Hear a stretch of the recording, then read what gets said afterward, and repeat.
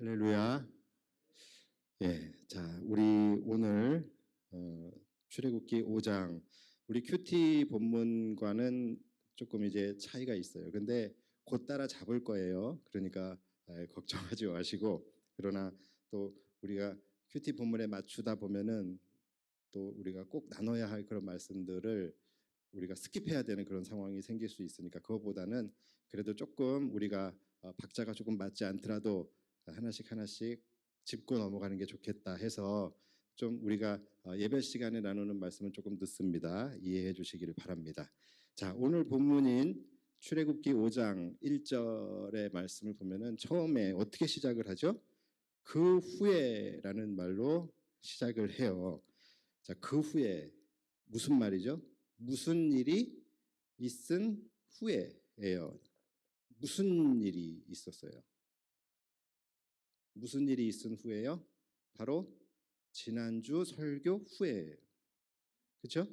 예. 지난주 설교 후에, 지난주에는 그럼 무슨 일이 있었죠? 모세가 용기를 내 가지고서 이제 내려가죠. 내려가서 이스라엘 백성들을 모았어요. 모으고 이제 그들에게 하나님께서 너희를 애굽에서 이제 건져내실 것이다. 출애굽을 시키셔서 축복의 땅 가나안으로 인도하실 것이다. 라는 하나님의 뜻을 모세가 전하게 되죠. 그랬을 때에 이스라엘 백성들의 반응이 어땠죠? 네가 뭔데? 네가 누군데? 네가 왜 거기서 나와? 이건 아닌가요? 네가 누구이길래 우리가 너의 말을 들어야 하냐? 뭐 이렇게 나오는 것이 사실은 정상인데 그들의 반응이 놀라웠죠. 출애굽기 4장 제일 마지막 절, 출애굽기 4장 31절 보면은 뭐라고 되어져 있죠? 백성이 믿으며 여호와께서 이스라엘 자손을 찾으시고 그들의 고난을 살피셨다 함을 듣고 머리 숙여 경배하였더라. 이들에게 하나님의 강권적인 섭리의 역사가 임한 거예요. 그래서 모세의 그 말에 이 백성들이 모세의 말을 믿었대요. 믿고 그 하나님의 놀라운 계획에 이들이 머리 숙여 경배했다. 이렇게 놀라운 일이 일어난 거예요. 이때에 가장 놀랬던 사람은 누굴까요? 아마 모세였을 거예요. 자기가 말해놓고 그 반응에 가장 놀랬던 사람은 모세 자신이었을 거예요. 야, 정말 되네. 정말 하나님이 함께 하시니까 이렇게 사람들이 그분의 권위 앞에서 이렇게 복종하게 되는구나. 하나님의 지팡이를 손에 잡는다는 게 이런 것이구나. 그가 아마 여기에 대해서 아마 하나님의 지팡이를 손에 잡는다라는 것, 이것에 대해서 아마 그때 확실하게 깨달았던 것 같아요. 깨달았을 거예요. 그리고 이제는 마음속에 이거 그렇다면 해볼만 하겠는데 하는 그런 자신감이 그의 안에 생겼을 것입니다. 그렇죠? 그래서 그가 자신감을 가지고 이제는 어디로 가죠? 바로에게 가죠. 바로 앞으로 그가 나아갑니다. 그리고는 담대하게 이제 선포하죠. 그게 오늘 본문의 1절입니다. 그 후에, 그러니까 4장 31절 후에 모세와 아론이 바로에게 가서 이르되 이스라엘의 하나님 여호와께서 이렇게 말씀하시기를 내 백성을 보내라. 그러면 그들이 광야에서 내 앞에 절기를 지킬 것이니라 하셨나이다. 담대하게 얘기했어요. 모세의 이 말에는 힘이 있었습니다. 그리고 바로의 눈을 끝까지 피하지 않고 끝까지 뚫어지게 응시하면서 한마디 한마디 또박또박 말하고 있는 그 모세의 눈에는 결연한 의지가 있었습니다. 자, 이제 뭐예요? 이제 바로의 반응이 나와요. 이제 바로의 반응에서도 이 4장 31절에 나타났던 이스라엘 백성들에게 나타났던 이 반응이 이제 바로에게 나타나야 할 차례입니다. 모세가 이제 그 반응을 기다리고 있는 거예요. 하나님의 지팡이 손에 들었겠다. 하나님이 함께 하시겠다. 이제 이 반응이 나와야 돼요. 자, 그런데 그 다음 절에 보면 바로의 반응이 뭐라고 되죠? 2절을 보면은 바로가 이르되 여호와가 누구이기에 내가 그의 목소리를 듣고 이스라엘을 보내겠느냐? 나는 여호와를 알지 못하니 이스라엘을 보내지 아니하리라. 지금 모세가 지금 생각한 거랑 완전히 틀려버린 거예요. 지금 모세가 생각한 것은 4장 31절이 나와야 돼요. 바로가 믿으며 여호와께서 이스라엘 자손을 찾으시고 그들의 고난을 살피셨다 함을 듣고 머리 숙여 경배하였더라. 지금 이 반응이 나와야지 지금 하나님의 지팡인데 지금 바로에게서는 지금 이게 먹히지 않은 거예요. 바로가 뭐라 그래요? 누군데, 도대체 그가 누군데 내가 그의 목소리를 들어야 하며 그걸 듣고 내가 이스라엘을 보내야 되겠느냐? 나는 보내지 않겠다. 바로가 한 말을 가만히 보세요. 모세의 트라우마. 모세가 가장 두려워하는 그 말. 모세가 이스라엘 백성들에게도 들을까봐 가장 두려워했었던 그 말. 그러나 하나님이 함께 하심으로 하나님의 지팡이의 능력으로 극복했다라고 생각했던 그 말. 그 말이 지금 바로의 입에서 나온 거예요.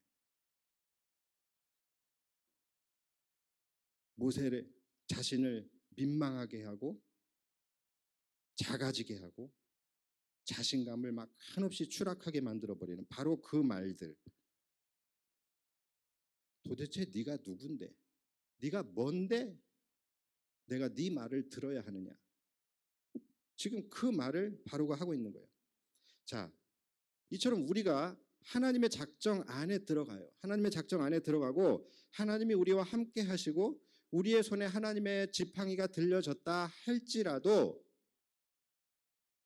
이렇게 이런 상황들을 우리가 맞이하게 될 수 있어요. 하나님의 지팡이를 손에 들었다라는 말이 절대로 우리가 난관이나 어려움이나 장애물이나 고난이나 이런 것들을 만나지 않게 된다. 내가 생각하는 대로 다 된다. 이런 것이 아니라는 거예요. 이걸 여러분 오해하면 안 됩니다. 실제로 우리가 하나님이 늘 함께 하시는 그런 임마누엘의 삶을 살아간다 할지라도 때로는 고난도 만나요. 그리고 때로는 우리의 계획이 막히게 되는 일도 있을 수 있어요. 장애물도 만나고 여러 가지 난관, 고난과 환난을 만날 수 있다라는 거예요. 생각하는 대로 다 되지 않아요. 요즘에 뭐 이렇게 도로에 가다 보면 생각대로라는 그 오토바이 배달 대행 생각대로 이렇게 뒤에다 붙이고 다니는 분들이 있어요. 제가 그걸 볼 때마다 저 사람들은 정말 생각대로 될까? 그런 생각이 들어요. 정말 생각대로 되는 사람들일까? 근데 생각대로 되더라고요. 정말 빨간불인데도 생각대로 그냥 가요. 놀라워요, 정말. 생각대로 되는 게 그러면은 이 세상에서 어떻게 그런 일이 있을 수가 있겠어요? 근데 오늘 본문처럼 마치 뭔가 될 것 같잖아요. 마치 뭔가 될 것처럼 사람을 한껏 띄었다가 이렇게 그냥 한 번에 곤두박질 치게 되는 일도 있다라는 거예요. 전조증상, 전조징후는 굉장히 좋아요. 뭔가 될 것 같아요. 4장 31절만 해도 뭔가 하나님의 능력이 그냥 막 강력하게 임한 것 같고 그분의 강권적인 섭리의 역사가 이제 시동을 걸고 시작할 것 같잖아요. 이제 바로에게 가면 그때부터는 이제 막 하나님의 일하심이 나타날 것 같잖아요. 이 다 전조징후들이 있었잖아요. 그런데 정작 중요한 때에 가서 우리로 이렇게 절망하게 하는 그런 결과를 만나게 하실 때도 있다라는 거예요. 백성들이 머리를 숙이고 모세를 지도자로 인정을 하고 하나님의 강력한 역사가 이루어질 것 같은데 이 메인 라운드에서 메인 싸움에서 바로의 반응은 여호와가 누군데 결과는 이전보다 더 악한 상황이 되어버린 거예요. 근데 이런 일들이 여러분 우리의 삶 속에서도 왕왕 있다라는 것이죠. 금요 예배 나와서 이렇게 열심히 예배 드리고 말씀 듣고 또 찬양하고 막 기도하는 가운데 은혜 받아요. 막 성령님이 임해요. 막 성령의 능력이 내 안에 막 채워지는 것 같아요. 그래서 왠지 이제 내 삶 속에 하나님이 함께 하실 것 같고 정말로 하나님이 이제 내 삶을 이제 회복시켜 주실 것 같고 여러 가지 나의 문제들이 있지만 이것들도 이제 하나님이 다 이제 일하실 것 같고 이제 막 그런 확신이 내 안에 들어요. 내 마음 안에 막 기쁨이 넘쳐나요. 전조가 좋아요. 그런데 막상 세상에 현장에 딱 나가서 이 본 게임에 딱 들어갔는데 이거는 뭐 오히려 삶에 막 더 어렵고 더 힘들고 막 더 나를 곤란하게 하는 그런 문제들을 만나게 되고 그래서 막 나는 막 더 혼란스러워지고 당황스러워지는 그런 때가 있다라는 것이죠.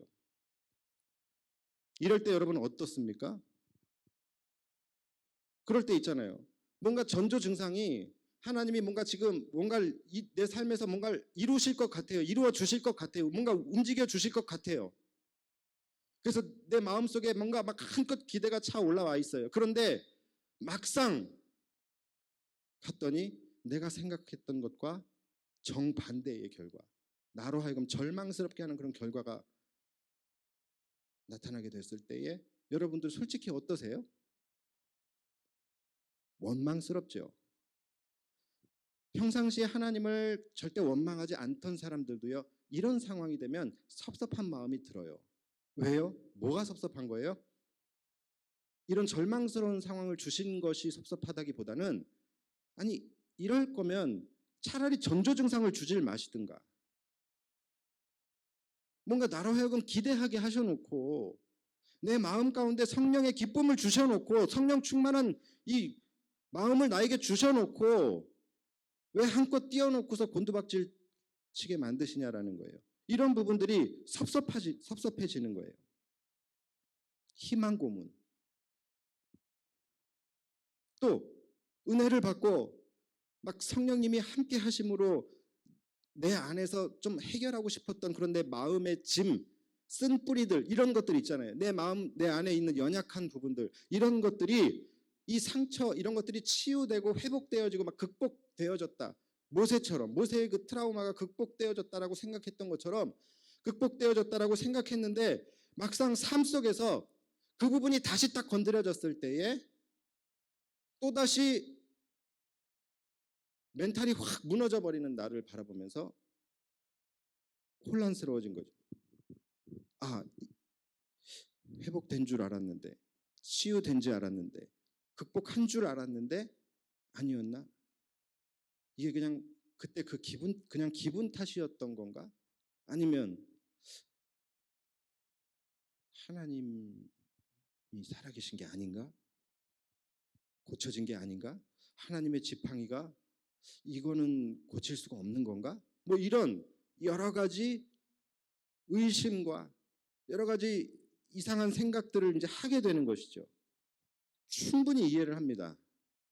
충분히 이해를 해요. 자, 그런데 여러분 이럴 때에 혹시라도 우리 안에 하나님을 원망하는 마음이 든다든가 또는 섭섭해하는 그런 마음이 들었거나 혹은 내 안에서 뭔가 의심스러운 마음, 의심하는 그런 마음, 하나님 자체를 의심하거나 또는 에이 그럼 그렇지 내 인생이 뭘 달라지겠어 하면서 다시 자포자기하는 그런 마음, 기분 탓이겠지. 하나님의 지팡이 개뿔 뭐 이러면서 다시 예전의 나로 돌아가고자 하는 그런 사람이 있다면 그 사람은 제가 진단을 내려드리면 벌써 그 사이에 그 잠깐 사이에 가장 중요한 개념을 잊어버리고 놓쳐버린 거예요. 그랬기 때문에 지금 마음속에서 이런 마음들이 생겨나는 겁니다. 뭘 잊어버린 걸까요? 바로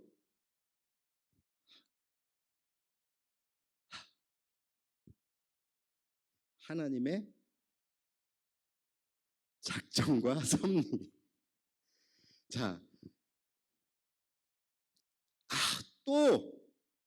또 작정과 섭리 얘기. 이렇게 생각하실 수 있어요. 근데 여러분 지금 못 맞히셨잖아요. 제가 이렇게 했는데 여러분 못 맞히셨잖아요. 그러니까 제가 지금 몇 주째 얘기했어요. 몇 주째 이야기를 했음에도 불구하고, 이렇게 강조를 했음에도 불구하고 이것이 여러분 실제적으로 내 삶에 적용이 잘 안 됩니다. 그래서 계속 더 말씀을 드리고, 이 개념이 여러분들 안에 반드시 있어야 된다는 거예요. 실제로 많은 분들이 하나님의 작정 안으로 들어갔다가 이런 상황이 오면 다시 예전의 나로 돌아가 버려요. 회귀해 버려요. 다시 작정 밖으로 나가버린다는 거예요. 그런데 이런 분들의 이렇게 되는 이유는 100% 하나님의 작정과 섭리라는 것에 대한 개념이 아직 온전히 그분의 믿음으로 아직 자리 잡지 않았기 때문이에요. 이것은 그냥 100%예요. 그래서 다시 하나님의 지팡이를 잡았다가 다시 그냥 내 지팡이를 잡게 되는 거예요. 다시 한번 말씀드리지만 여러분, 하나님의 지팡이를 손에 든다는 것은 어떤 어려움이나 고난이나 장애물 이런 것도 만나지 않고 그냥 내가 하고자 하는 대로 그냥 다 된다, 이것이 아니라는 거예요. 하나님의 지팡이를 손에 잡았다라는 것은 어떤 일이든 우리가 만날 수 있어요. 그러나 어떤 일을 만나든, 어려움을 만나든, 고난을 만나든, 장애물을 만나든 하나님의 지팡이가 늘 함께 하심으로 결국은 승리하게 된다. 이것이 하나님의 작정과 섭리의 개념입니다. 그러니까 어려움과 장애물을 만나고 우리가 고난을 만나고 여러 가지 상황들을 우리가 만나게 되잖아요. 이것은 하나님의 뭐예요? 섭리예요. 섭리. 그러나 하나님의 지팡이, 하나님이 나와 함께 하시는 임마누엘의 삶이 내 안에 이루어질 때에는 결국은 뭐 한다? 승리한다. 이것이 하나님의 작정인 거예요. 이 개념이 없으면 다시 나가는 거예요. 지금 내 앞에 닥쳐진 바로가 그게 누군데, 네가 뭔데, 여호와가 도대체 누군데, 이보다 더한 말을 했다 할지라도 이것은 뭐예요? 하나님의 섭리예요. 여기에 흔들리면 안 되는 거예요. 섭리는 작정을 이루어가는 과정이에요. 그렇기 때문에 그 작정이 이루어지기까지는 여러 가지 일들이 있을 수 있어요. 작정을 향하여 하나님께서 그 가는 길을 활짝 열어주시기도 해요. 그것도 하나님의 섭리예요. 그러나 그 작정을 향하여 가는 길 가운데 하나님께서 훈련을 시키시는 시간도 있다라는 것이죠. 이스라엘 백성들을 하나님께서 출애굽을 시켜서 축복의 땅 가나안에 들어가게 하시는 것이 하나님의 작정이잖아요. 그러나 그 가는 길에 이스라엘 백성들이 고난도 만나게 하고 어려움도 만나고 장애물도 만나고 여러 가지 많은 그런 상황들을 만나게 되면서 그곳에서 광야 훈련을 받게 되잖아요. 무슨 훈련입니까? 하나님의 작정을 이루기 위해 그들이 하나님께서 예비하신 축복의 땅 가나안에 들어가기 합당한 하나님의 백성이 되기 위한 훈련을 그 과정 속에서 받게 되어지는 것이죠. 그거 역시 하나님의 섭리인 거예요. 왜요?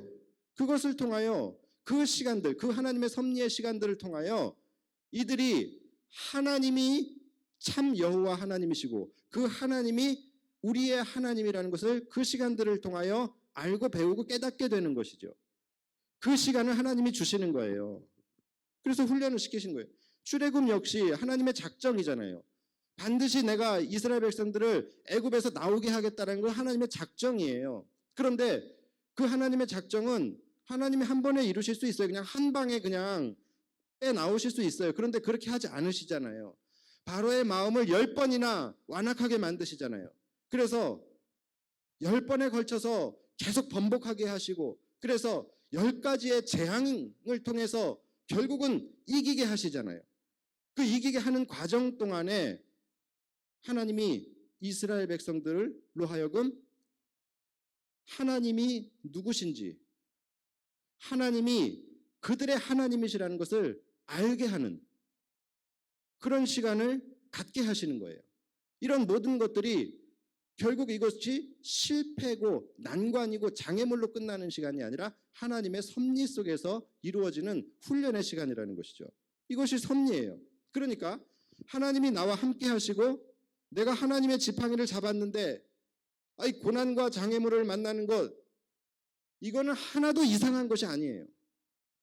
오히려 이것은 당연한 것이고 자연스러운 것이고 오히려 하나님을 우리가 알아가게 되는, 하나님의 하나님됨을 알아가는 우리에게 유익한 훈련의 시간이라는 것이죠. 그러니까 이런 상황을 만났을 때에는 낙심하고 내가 이전의 나로 돌아가는, 회귀하는 그런 것이 아니고 낙심하고 하나님의 지팡이를 그냥 내려놓는 그런 시간이 아니라 오히려 우리가 믿음을 가지고 더 앞으로 나아가야 하는 시간인 거예요. 이럴 때는, 이런 시간을 만나면 이 시간은 하나님의 지팡이를 내려놓는 시간이 아니라 오히려 하나님의 지팡이를 이제 본격적으로 사용해야 하는 시간이라는 것이죠. 그러므로 이러한 하나님의 작정과 섭리의 개념이 이것이 이제 믿음으로 완전하게 이해되어진 사람들, 이런 사람들은요, 오늘 내가 성령으로 충만한데 내일 내가 고난을 만나는 것에 대해서 이것을 이상하게 생각하면서 하나님을 원망하고 섭섭해하거나 의심하거나 그렇게 하는 것이 아니라 오늘 성령으로 충만해진 그 능력을 가지고 내일의 고난을 이겨내는 것입니다. 왜 하나님은 그냥 뭔가 오늘 될 것처럼 그렇게 뭔가 내 마음을 한껏 이렇게 충만케 하시더니만 내일 왜 나를 이렇게 또 곤두박질 치게 꺾어 놓으시나, 이렇게 생각하면 안 되는 거예요. 그게 아니라 오늘 나를 충만하게 하셨으면 이 충만한 능력을 가지고 내일 만나게 하시는 그 고난을 당당히 맞서 싸워서 이겨야 되는 거예요. 그러니까 오늘 나를 충만케 하셨다면 이것이 전조징후가 맞아요. 무슨 전조징후입니까? 이것은 충전의 징후예요. 충전의 징후. 완충의 징후예요. 나를 오늘 충만케 하셨으면은 뭔가 하나님이 뭔가 일을 하실 것 같다라는 그런 마음이 강하게 내 안에 들고 하나님의 강력한 역사가, 그분의 강력한 섭리가 내 인생 속에서 일어날 것 같다, 회복이 일어날 것 같다, 막 이런 마음이 내 안에 듭니까? 그럼 이것은 무슨 의미냐면은 나를 그냥 한껏 뛰어 올리는 게 아니라 완충의 의미입니다. 하나님의 지팡이에 이제 하나님의 능력이 완충됐다라는 의미예요. 그럼 이제 그걸 가지고서 이제 내일 우리가 만나게 될 여러 가지 상황들, 그것이 고난이 될 수도 있고 장애물이 될 수도 있어. 왜 반말을 하고 난리지? 있어요. 그러면 이제 그 완충된 지팡이를 가지고 성령의 능력 의지해서 싸우는 거예요. 그래야지 그 과정 속에서 우리가 하나님의 살아계심, 하나님의 함께하심, 하나님이 나의 하나님이 되신다라는 이것을 확실하게 알고 믿게 되는 것입니다. 우리가 원하는 것처럼 우리 삶에서 고난이나 장애물이 없다고 해서 우리가 하나님을 알게 될 것 같아요? 절대 그렇지 않거든요. 우린 그러면 하나님을 인정하지 않게 돼요. 우리는 교만해지게 됩니다. 내가 잘난 줄 알게 되는 거예요. 그래서 이 작정과 섭리라는 개념이 정말로 중요한 거예요. 우리 다 안다고 생각하지만 실제로 삶에서 이것이 내 삶에 적용되어지는 게 그렇게 쉽지 않아요. 모세 역시도 그 부분에 대해서 아직 온전하지 않았어요. 그의 믿음이 만약에 정말로 확실했다면 4장의 마지막 절에 그 충만함이 있었잖아요. 하나님이 정말 이제 뭔가 이루시려나 보다. 하나님의 지팡이가 이런 것이구나. 그의 깨달음, 그의 충만함, 이것을 가지고 5장 2절에 바로의 반응, 네가 여호와가 도대체 누구길래, 이 말에 위축되지 말고 이겨냈어야 되죠. 그런데 모세가 물론 여기에 트라우마가 있긴 했지요. 갑자기 바로가 여호와가 누군데, 도대체 누구길래 감히 나한테 그런 소리를 하고 그래? 하니까 모세가 갑자기 머리가 하얘진 거예요. 이게 아닌데, 이 부분이 극복된 줄 알았는데 아니었구나. 그러면서 이제 5만 가지 생각이 드는 거예요. 이 하나님의 지팡이가 바로는 통제를 하지 못하나? 하나님이 바로는 통제를 하지 못하시나? 막 이런 생각이 드는 거예요. 그러면서 모세는 모든 전의를 상실해버리고 꼬리를 내리게 되죠. 오늘 본문을 보면 모세의 꼬리가 급속도로 내려가고 있음을 충분히 느낄 수가 있어요. 도대체 여호와가 누구냐? 그러니까 모세가 하나님을 설명하고 앉아 있어요. 여러분, 지금 바로가 여호와가 누군데 도대체 그가 누구길래 내가 그 말을 들어야 되냐라고 하는 게 모세에게 야, 여호와에 대해서 설명을 좀 해줘. 그 말입니까? 나 여호와가 너무 궁금해. 나에게 알려줄 수 있겠니? 이거예요? 그 뜻이 아니에요. 그냥 조롱하는 거예요. 그런데 모세는 친절하게 설명을 하고 있어요.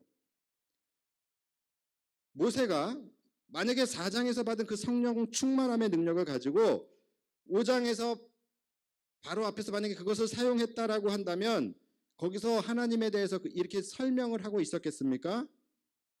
그러지 않았겠죠. 설명할 필요가 없는 거예요, 이건.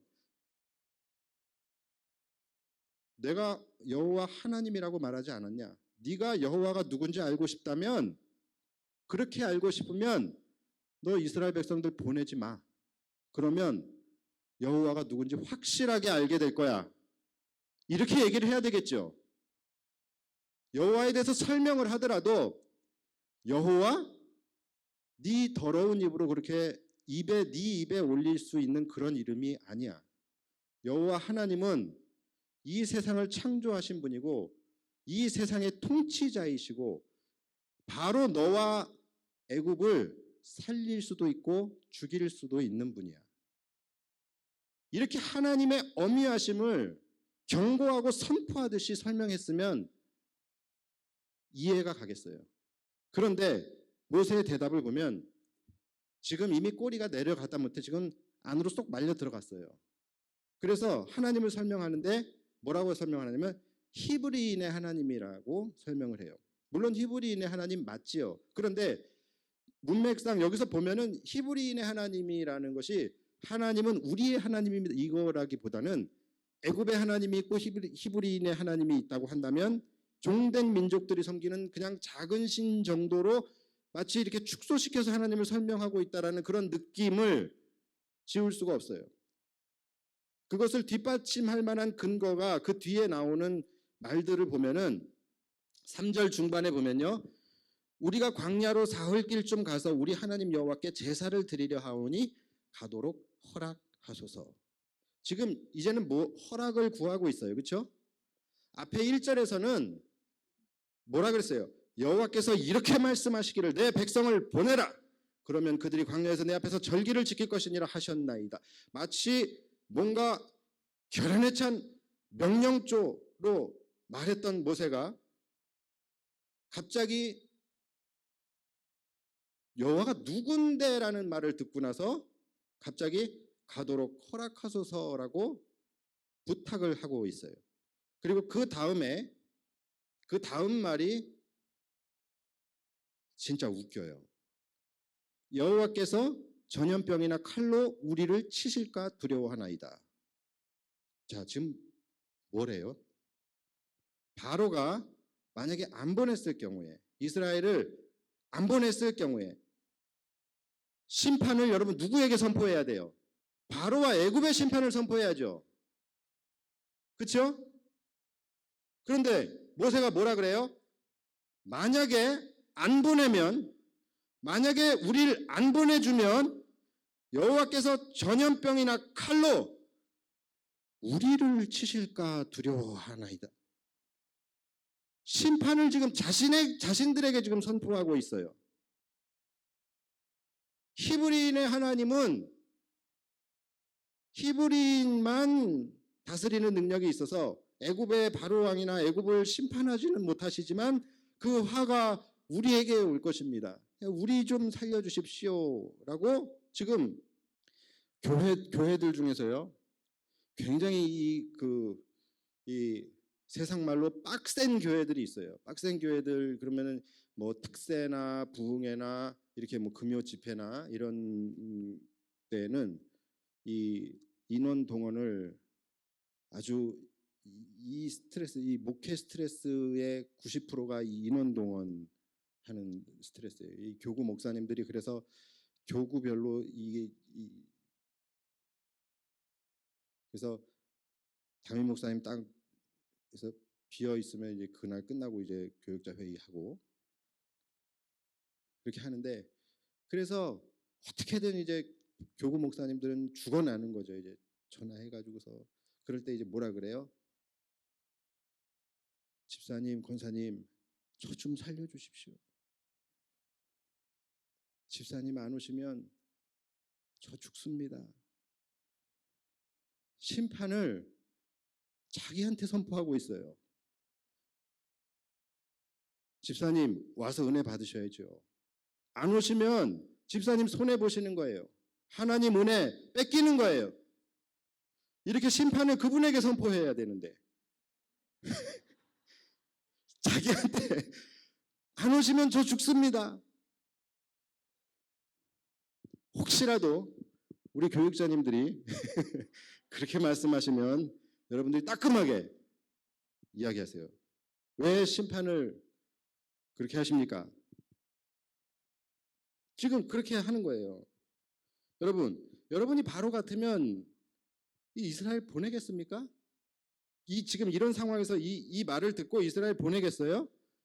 그러니까 이렇게 하나님의 지팡이를 놓아버리고서 자신의 꼬리를 확 감춰버린 모세는요 전혀 지금 위협적이지도 않고 설득력도 없고 그저 그냥 황당한 논리와 근거 가지고서 그냥 눈에 훤히 보이는 잔꾀나 부리고 있는 그냥 그런 한심한 작자로밖에 보이지 않는 거예요. 그렇게밖에 안 보이잖아요. 그러니까 바로가 뭐라 그래요? 4절에 애굽 왕이 그들에게 이르되 모세와 아론아 너희가 어찌하여 백성의 노역을 쉬게 하려느냐 가서 너희의 노역이나 하라. 그러니까 모세야 아론아 기가 차다. 정말 기가 차다라는 듯이 그냥 부르는 거예요. 너희의 잔꾀를 내가 모를 것 같으냐? 너희의 그 허무맹랑하고 황당무계한 그 노름에 내가 아이고 그러십니까? 당장 이스라엘을 보내드리겠습니다. 할 것 같으냐? 내가 놀아날 것 같냐? 내가 그렇게 우습냐? 가서 니네 노역이나 똑바로 해라. 그냥 그러고 보내는 거예요. 자, 이미 지금 이 대화가 이렇게 짧은 대화 속에 이미 출애굽이라는 의미는 사라지고 없어요. 그렇죠? 출애굽의 의미가 뭡니까? 출애굽의 의미가 뭐예요? 이스라엘 백성들이 애굽에서 나가서 하나님께 제사를 드리는 거예요. 하나님을 섬기는 거예요. 이게 출애굽의 의미예요. 이게 진짜 이유고 이게 출애굽의 본질이거든요. 근데 지금 이 짧은 몇 마디 지나가고 나니까 이미 출애굽의 본질은 그냥 사라져 버렸어요. 흔적도 없이. 뭐만 남았어요? 오해만 남았어요. 너희가 지금 일하기 싫어서 잔꾀나 부리고 있구나. 그리고 그 결과는 뭐예요? 야, 얘네가 도대체 얼마나 편했으면, 얼마나 지금 살만했으면 얘네들이 지금 이렇게 감히 나한테 와서 겁도 없이 이런 말장난을 지금 하고 있냐. 이런 되도 않는 말장난을 하고 있냐라는 거예요. 그러면서 이들의 노역을 더 무겁게 하는 지시를 내리게 되죠. 아마 이들의 주 노역이 뭐냐면 벽돌 굽는 거였나 봐요. 벽돌을 굽는 건데 벽돌을 구우려면은 화덕에 이제 짚을 때우지 않습니까? 짚을 때우는데 아마 애굽에서 이들한테 벽돌 굽는 걸 시키면서 짚은 아마 애굽에서 제공을 해줬었던 것 같아요. 그 동안에는. 그런데 이제 그 집도 제공을 해주지 않고 벽돌은 할당량에서 한 장도 빼지 않고 그대로 하되 집도 이제 지들이 알아서 어디서 구해 와가지고서 이 벽돌을 굽도록 한 거예요. 그러면서 9절 그 사람들의 노동을 무겁게 함으로 수고롭게 하여 그들로 거짓말을 듣지 않게 하라. 한마디로 뭡니까? 얘네가 지금 편해서 이러는 거니까 아예 그런 잔생각, 잡생각 아무것도 나지 않도록 그런 시간 자체를 주지 말아라. 그거예요. 아주 그냥 빡세게 굴리라는 것이죠. 그럼 하나님의 지팡이를 놓아버리는 순간 이렇게 되는 거예요. 모세가 하나님의 지팡이를 놓쳐버리고 자기 힘으로 바로와 맞서는 순간 이처럼 전혀 위협적이지도 않고 설득력도 없고 그저 말도 안 되는 핑곗거리를 가지고 눈에 훤히 보이는 그냥 잔꾀나 부리고 있는 한심한 사람으로밖에 보이지 않게 되는 것처럼 우리도 성령의 능력을 의지하지 않고 우리가 사역을 하게 되거나 세상에서요 이렇게 비춰지게 되는 거예요. 더 중요한 것은 뭐예요? 진짜 본질은 사라져버리게 되는 거예요. 완전히 감춰져 버리게 되는 거예요. 묻혀버리게 된다는 거예요. 하나님의 작정은 이들을 출애굽시켜서 하나님께 제사를 드리고 하나님을 예배하게 하는 것이 본질이었잖아요. 이것이 하나님의 작정이고 모세와 바로의 대결의 본질이에요. 이것이. 그리고 이것은 반드시 이루어질 일이에요. 반드시 이루어질 일, 이건 팩트예요. 이것은 허무한 얘기가 아니에요. 허무맹랑한 궤변도 아니고 이것은 이들이 무슨 노역을 피하기 위해서 노역하기 싫어서 핑계대는 것도 사실 아니잖아요. 이건 일어날 실제 일이란 말이에요. 본질이란 말이에요. 그런데 이것이 바로에게는 그냥 황당무계한 소리로 들렸고 이것을 노역을 피하기 위한 핑계로 들렸고 그래서 바로의 마음을 더 완악하게 그냥 만든 거예요. 이렇게 모세와 이스라엘은 그냥 이들은 이들대로 이렇게 비웃음과 조롱거리가 되었고 본질인 하나님의 작정은 그것대로 묻혀버리게 되고 사라져버리게 되고 이들은 이전보다 더 안 좋은 그런 상황이 된 거예요. 여기에는 모세가 하나님의 지팡이를 놓쳐버린 그 이유가 큰 겁니다. 여러분 우리도 마찬가지예요. 절대로 지금 이 부분을 간과해서는 안 돼요. 우리가 무엇을 하든지 특히 사역을 할 때에 성령의 능력을 의지하지 않고 하나님의 지팡이를 놓아버리게 되면 이렇게 진짜 본질은 감춰져 버리게 되고 오히려 오해와 억측들 이러한 것들이 생기게 되고 그로 인해 상황이 더 안 좋아지게 되어지는 그런 경우들이 굉장히 많이 있습니다. 특히 사역의 현장에서 그런 일들이 많아요. 하나님의 작정이 뭐예요? 지금 이 시대를 향한 하나님의 작정이 뭐예요? 복음을 믿고 복음을 받아들이는 복음을 영접하는 자를 하나님은 구원하신다는 게 하나님의 작정이에요. 여러분 이것은 궤변이 아닙니다. 이거 실제 일어난 일이에요. 그렇죠? 이거 실제 일어나고 있고 일어날 일이잖아요. 그렇죠? 그러니까 복음은 진리이고 팩트란 말이에요. 그래서 하나님께서 이 시대의 교회들, 성도들을 모세로 세우시고 내려가서 복음을 전하라고 하셔요. 자, 그런데 세상 사람들에게는 세상 사람들의 귀에는 이 복음이라는 것은 그리스도의 십자가라는 것은 미련해요. 허황돼요. 허무맹랑한 소리예요. 그래서 그들의 반응은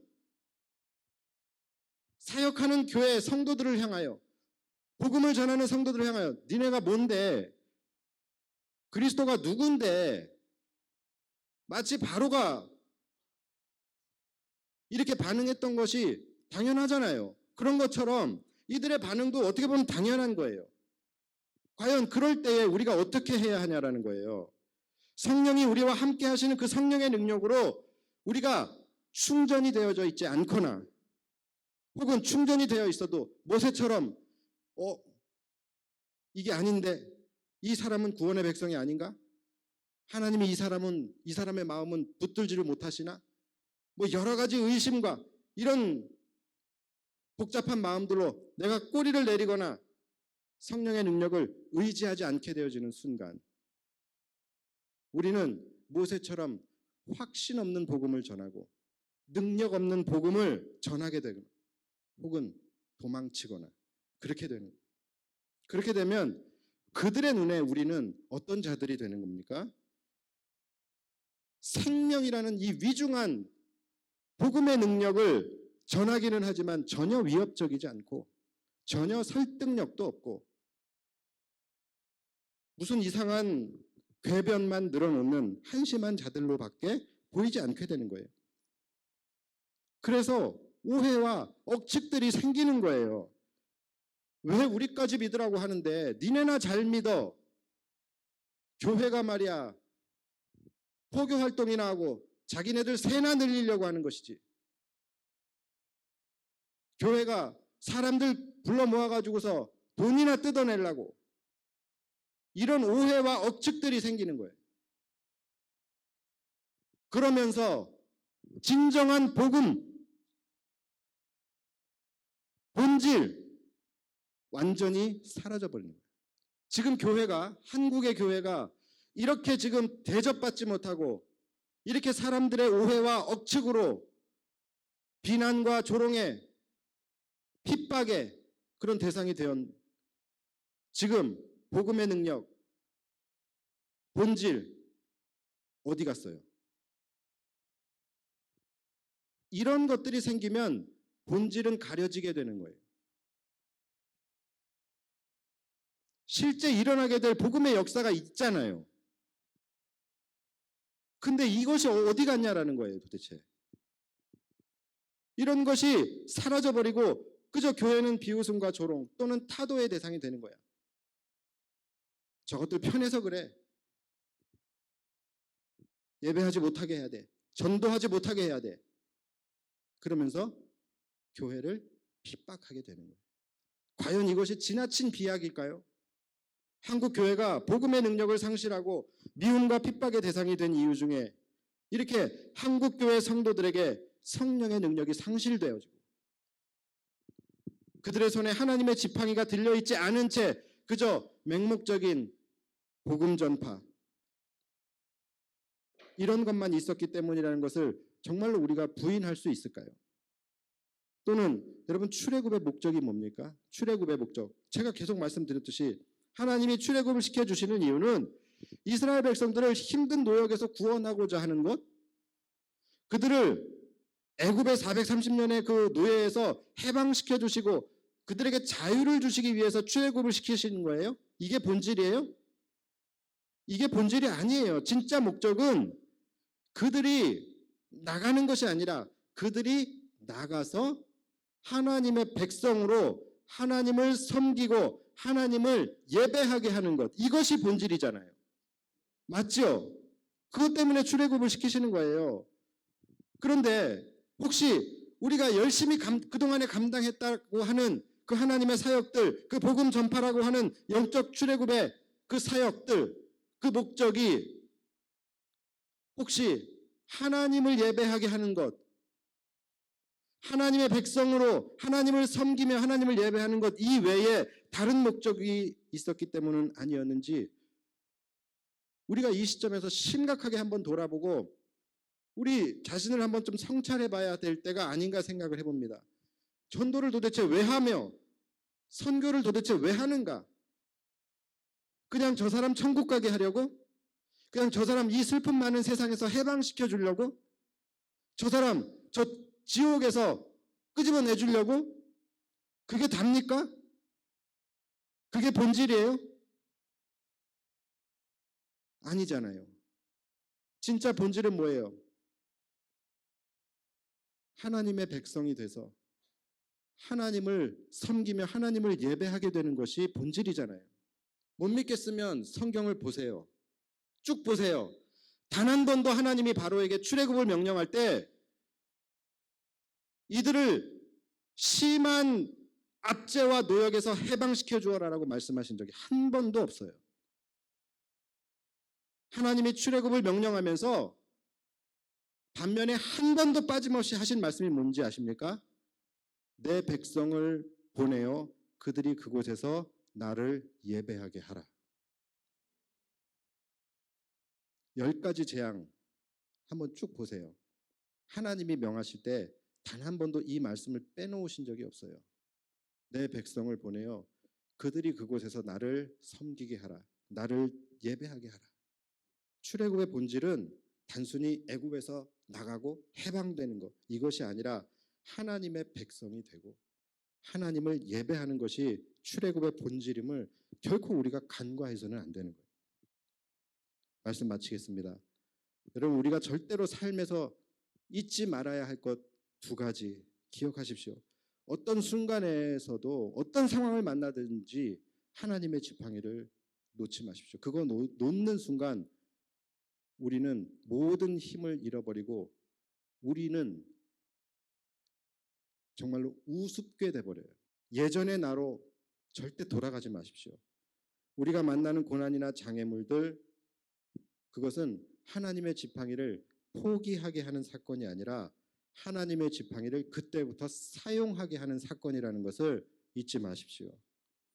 오늘 충만했다가도 내일 삶의 상황 앞에서 살다 보면 낙심하게 될 수도 있지. 그것이 그리스도인의 삶이야 라고 생각하는 말에 절대 여러분 속지 마십시오.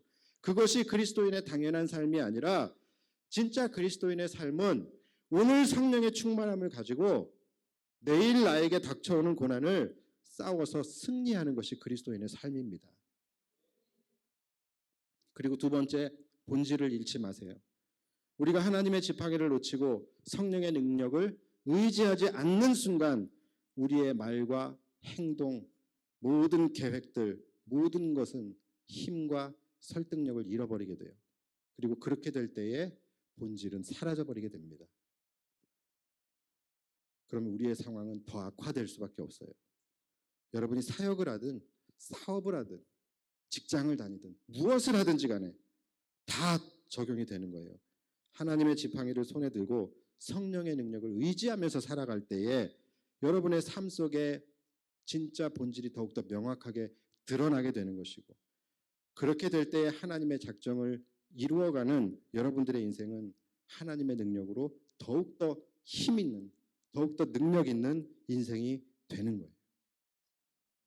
절대로 잊지 마세요. 2가지. 절대로 하나님의 지팡이 놓지 마세요. 성령의 능력을 의지하는 것을 절대로 여러분 그만두지 마십시오. 2번째, 절대로 본질을 잃지 마세요.